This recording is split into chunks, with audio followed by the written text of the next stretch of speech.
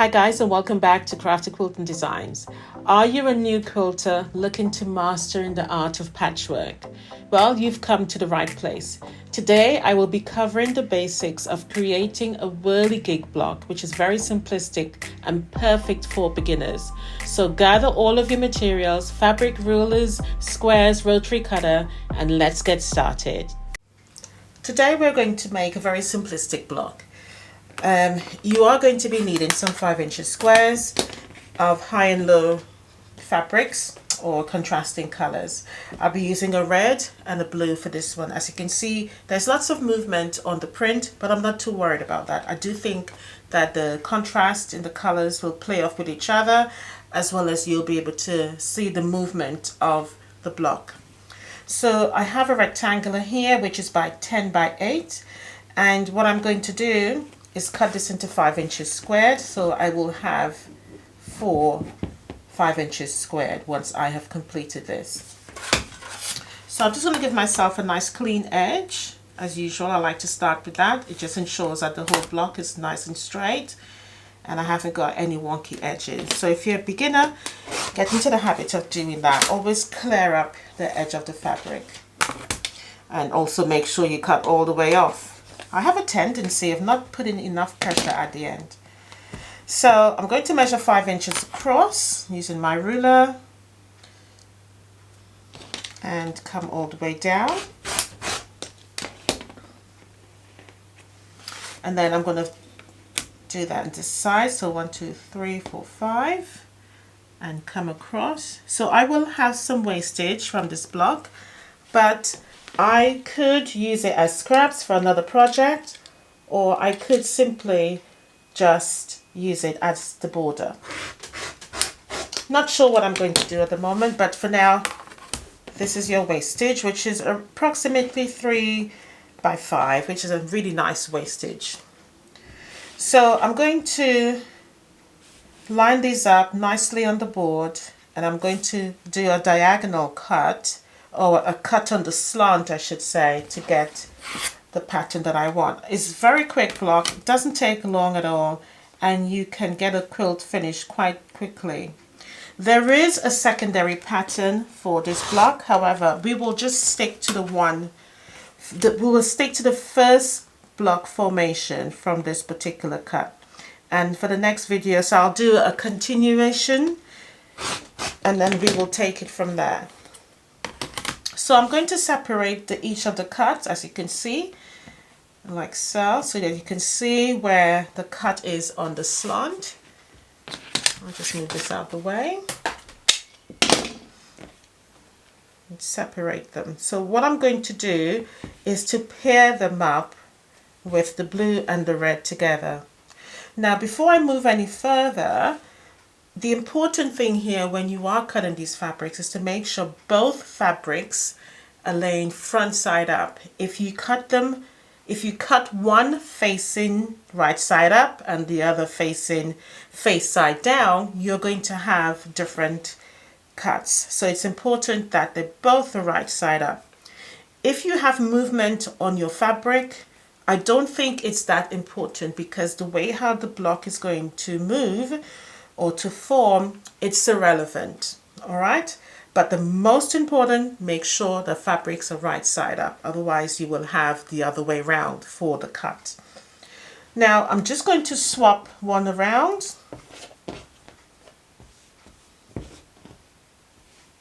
So all I am doing is swapping so that I am pairing them up, and I'm going to turn it around so that, as you can see, is the exact same cut. I'd like to do that because I think for me it works in reference to what I am planning to do. So I think if I have one of the color on the right side and the other color on the left side, I think I can understand what I'm doing next. Now the cuts is done. There's no more subcuts to do here. There is a little bit more trimming once we've made the block, but this is it. All right, so remember we started with a 5". So I'm going to turn. Now, before I start shaping the block, you can use the red or the blue to get the movement in the pattern. In this instance, I think I'm going to start with the blue first. So I'm going to turn it like so, put in the shorter side. You can decide on which end you want to make the block. So you can start with the shorter side or the wider side. So in this case, I'm going to start with the shorter side. So again, move in the shorter side. So I'll just turn the block upside down. I'm going to turn this one this way, and this one is already in position. And this is the shape of your block. Okay guys, so this is the block. So you can see the movement with the blue fabric. And this block is called the Whirligig block. So I will be making 4 of these just for my table topper. I may separate them with a little bit of a sashing to have the block individualized, or I may join them together and see what secondary pattern we actually achieve. So the block now, as it is, comes up, obviously it's a 10-inch block. All right, so if you've got layer cake, you can use that. If you want to cut down from yardage, you can. Now let's change the pattern around using the red and see what we get in terms of which color we prefer to have the movement with. So again, I'm just turning the block so that I'm using the smaller cut as the end of the design.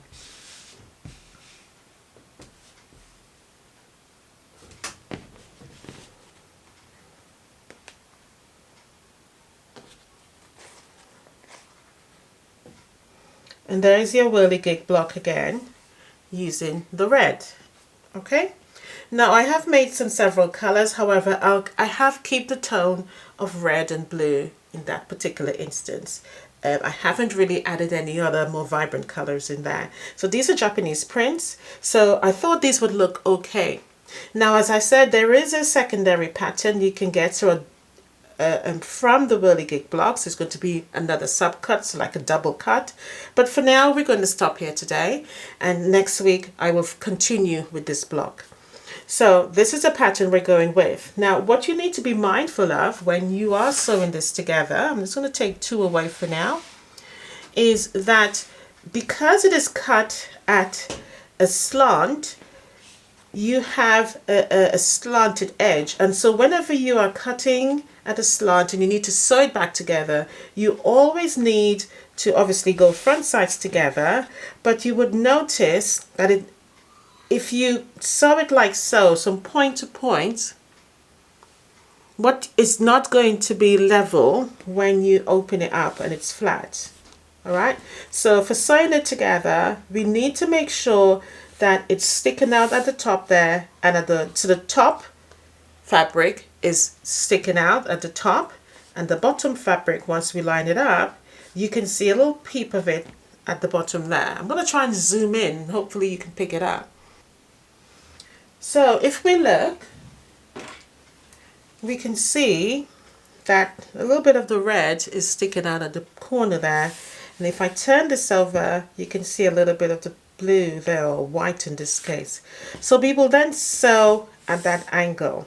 Okay, so I have another block that I've already made, and you can chain piece these so that it goes a lot more quickly. So I'm just going to snip them open, and as you can see, I have used another red and blue, even though it is slightly different in terms of the blue. I'm not too worried about that. So I'm just pressing them to either side. In this particular instance, it doesn't really matter. I'm just putting down, make it nice and flat at the back. Now, because we are cutting at a slant, what tends to happen is that we now have rectangles. Remember, we started with squares. So if I were to bring one of this back in again, you can clearly see that's a square. But if I line one of this up, you can see it's a rectangle.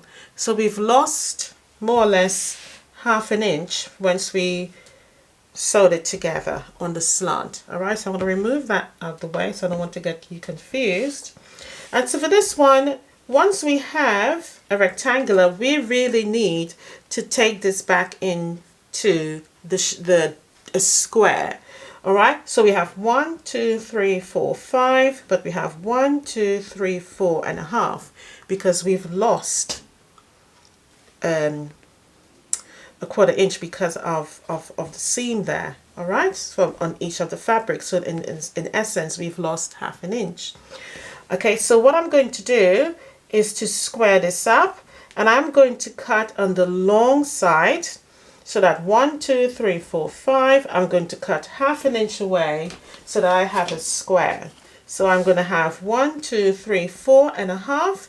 So I'm going to have 1, 2, 3, 4.5 once I actually cut there. So I'm going to cut away a 1/2 inch.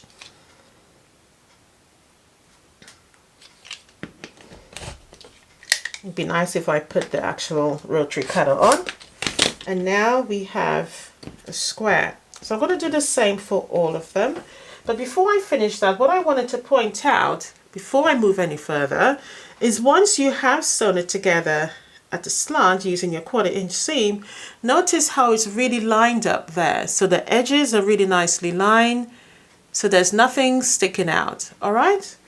So that's the importance of making sure you have that little peak of the fabric sticking out on the other side.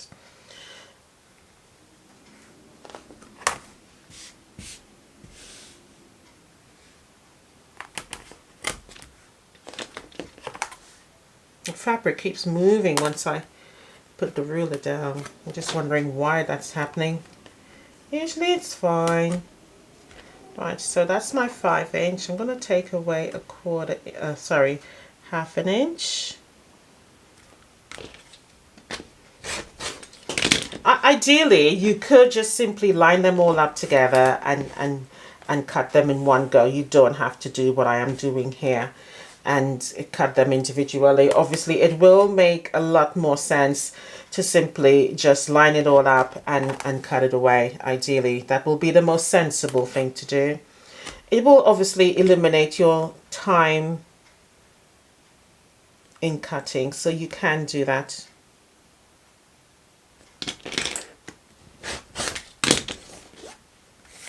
And the last one.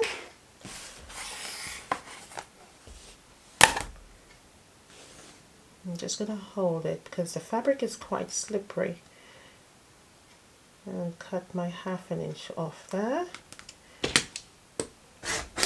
Alright, so once that's done, we can now go back and make our block. So again, with this particular one, you can decide which of the colors you want to use to make the block itself. So I like the dark on this particular one. I just think it looks really lovely, and it's a very simplistic block, but it makes the whirligig pattern very nicely and quickly.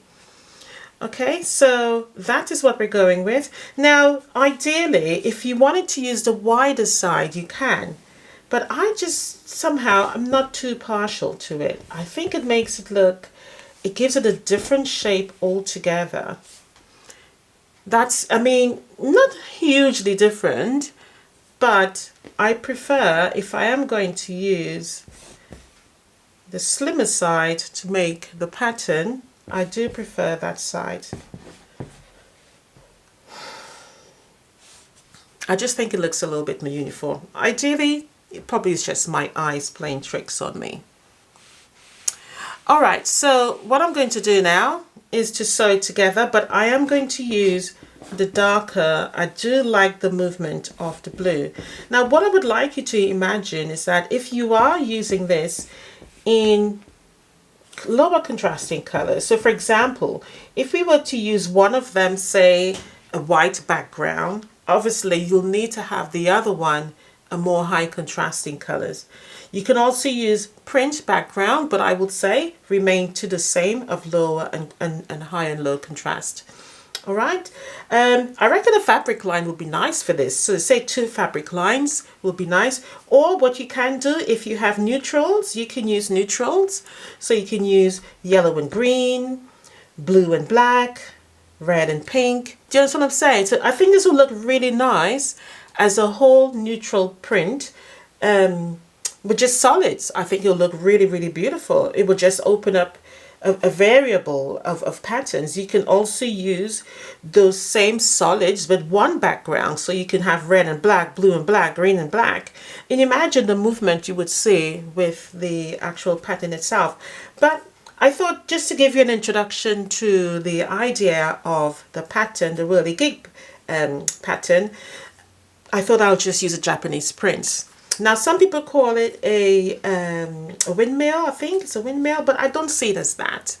All right, guys. So what I'm going to do is complete the rest of this, and then I will show you the whole layout and then make it into a very small project and show you the finished concept of the whirligig block.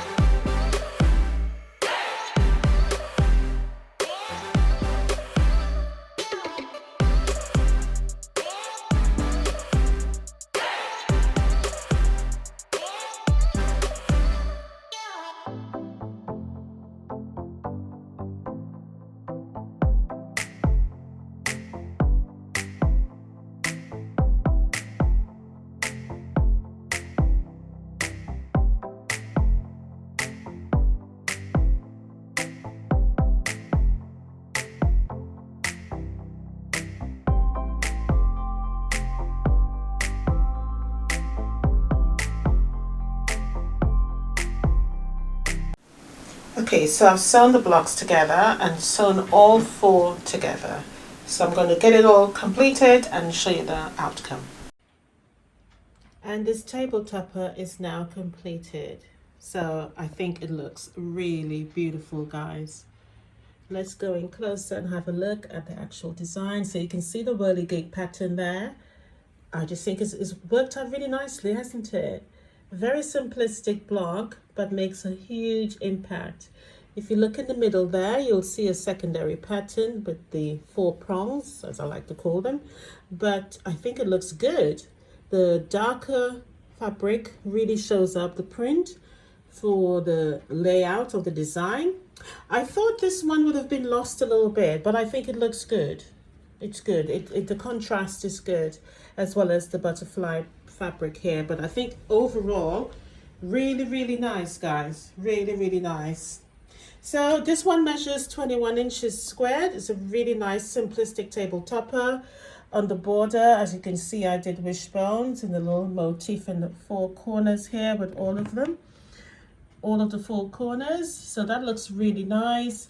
And on the pattern here, I did wishbones as well. So for all of them, had the same thing. And in the background of the whirligig pattern, I just did meander.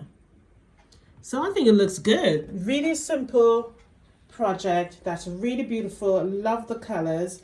What I did with the border is that I obviously added a cream border, and then the leftover fabrics, I used that as a tiny little border, just I think, and that looks really nice. I love the way I've used that. So beautiful colors, very vibrant, works well.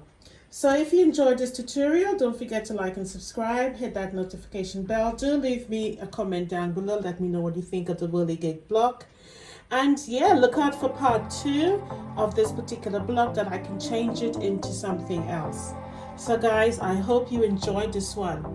Bye for now, happy quilting, and I'll definitely see you very soon. Bye.